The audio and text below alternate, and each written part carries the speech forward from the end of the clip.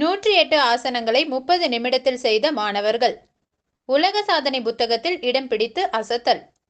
கோவையில் 124 சிறுவர் சிறுமியர் இணைந்து 108 ஆசனங்களை 30 நிமிடங்களில் தொடர்ந்து செய்து சோழன் உலக சாதனை புத்தகத்தில் இடம் பிடித்துள்ளனர்.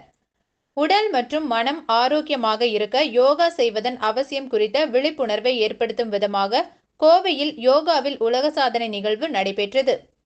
இதில் மவுண்ட் கார்மல் நர்சரி மற்றும் பிரைமரி பள்ளியில் பயிலும் LKG முதல் துவங்கி 5ஆம் வகுப்பு பயிலும் சிறுவர் சிறுமிகள் என 124 பேர் இந்த சாதனை நிகழ்வில் கலந்து கொண்டனர்.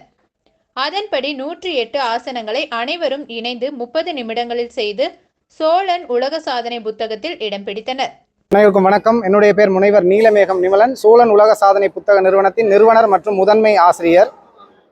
கல்வி கற்று வரும் மாணவர்களின் உடல் மற்றும் மனநலன் அதனுடைய நன்மை உணர்ந்து தொடர்ந்து யோகாவினுடைய முக்கியத்துவத்தை அவர்கள் மத்தியில் விழிப்புணர்வு ஏற்படுத்தி மக்கள் மத்தியிலும் இதை கொண்டு செல்ல வேண்டும் என்ற ஒரு உயர்ந்த நோக்கத்தில் கடந்த 6 மாத காலமாக தொடர்ந்து இந்த பள்ளி மாணவர்களுக்கு பயிற்சி அளித்து அவர்களை வைத்து இன்று ஒரு உலக சாதனை முயற்சியானது மேற்கொள்ளப்பட்டது. இந்த உலக சாதனை முயற்சியை ஒருங்கிணைத்து நடத்தியிருக்கிறார் சீ குங் ஃபு ஃபெடரேஷன் நிறுவனர் பாலமுரளி கிருஷ்ணன் அவர்கள் மற்றும் தமது பள்ளி மாணவர்கள் அனைவரையுமே இந்த உலக சாதனை நிகழ்வுக்கு பயிற்சி அளித்து பங்கு கொள்ள வைத்திருக்கிறார்கள்.